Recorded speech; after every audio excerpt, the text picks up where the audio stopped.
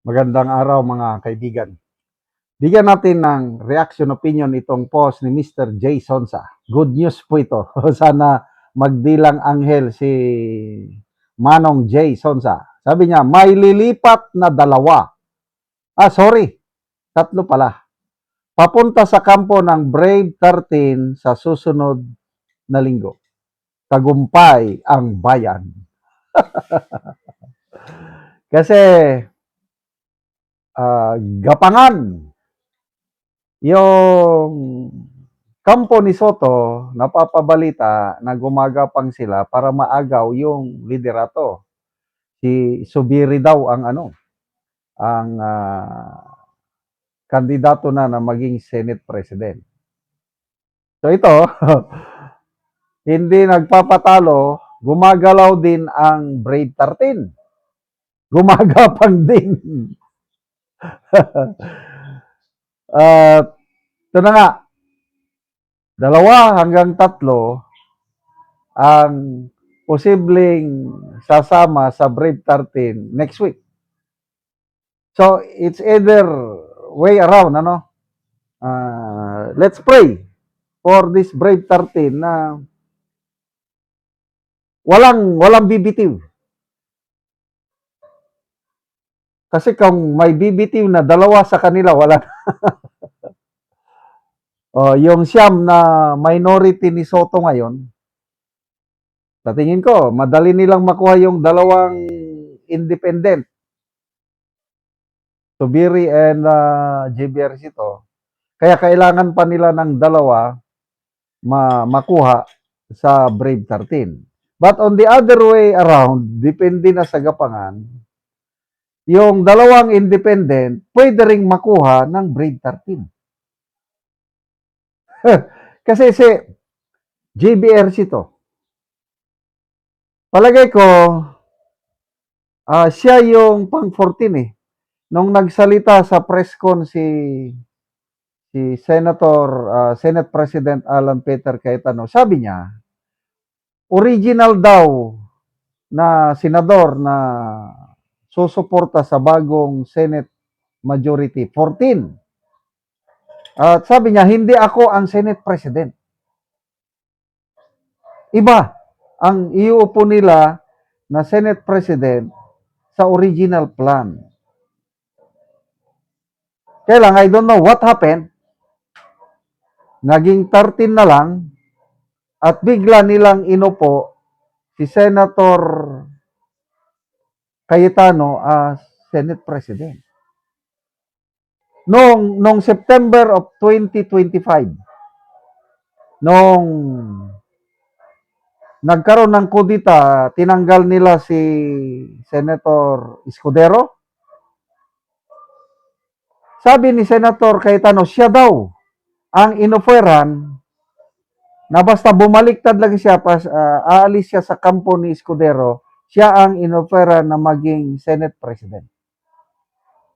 That was September of 2025. Kaya lang, sabi ni Senator Cayetano, hindi niya kayang traidorin si Senator Escudero. Kaya, he remained with Escudero. Yan, ang tunay na loyalty.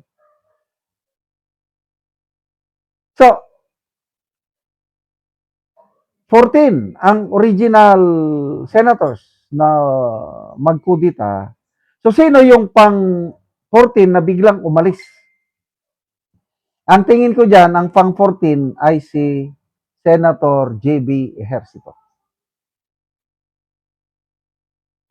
Kasi nandun sa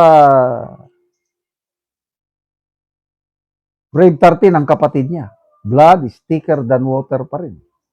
Iniipit ang kapatid niya. Gustong kasuhan. Eh di syempre, tulungan ko yung kapatid ko. Ganun lang yun. Kaya kung totoo itong sinasabi ni Manong Jason ang isa sa lilipat ay si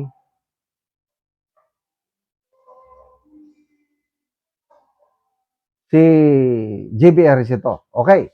So sino pa yung pangalawa o pangatlo?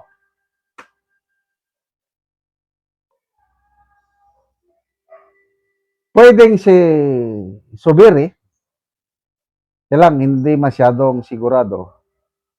Pwede si Gatchalian. Kasi si Gatchalian, dating kasama sa majority noong si Senator Escudero pa ang presidente. And then, ang isang sigurado ko si Lito Lapid. So, JB Ejercito, and then Lito Lapid. Madaling kumbinsihin si Lito Lapid. Kung nasaan yung Agos, doon lang. Playing safe palagi. Oh. So, kung matuloy ito, magiging 15 na ang Brave 13. Brave 15 na.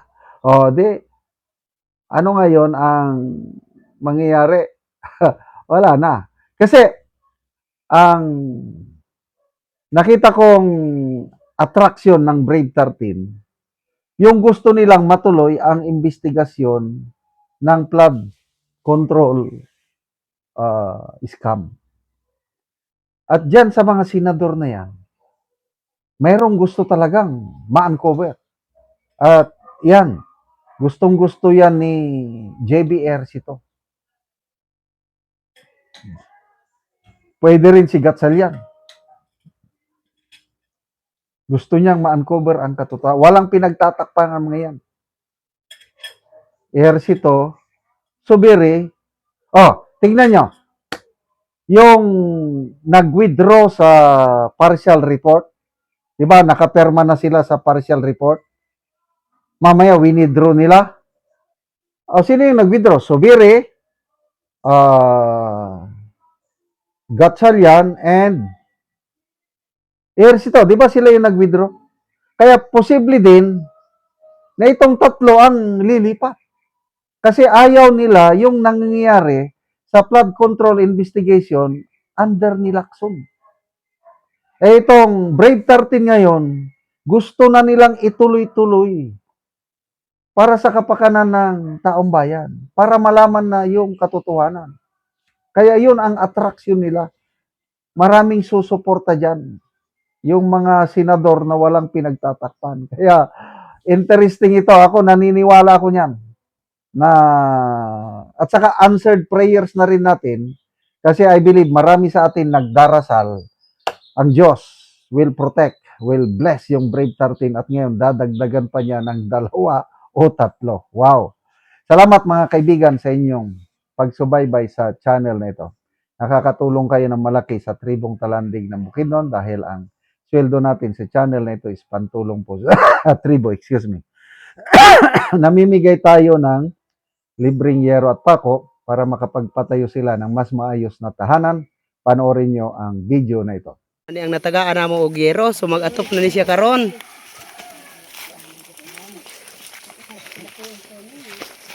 So muna ni ang iyang gipatindog nga balay.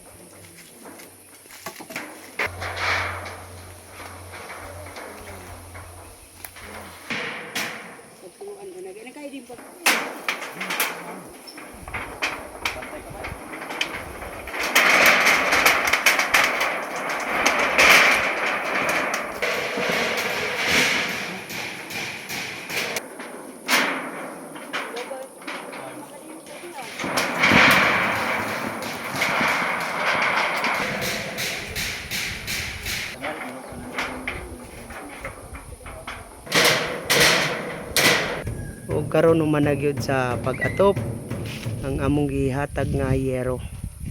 Salamat sa Ginoo ug sa nagtabang sa sin nga nakabalay na gid ko karon. Oo. Una-una nakigpuyo ra gid ko sa akong ugangan ug karon nakabalay na gid ko. Oo. So pila ka buok imong anak? Isa pa ang mga anak. Isa pa. Oh. Oo. So salamat kaayo.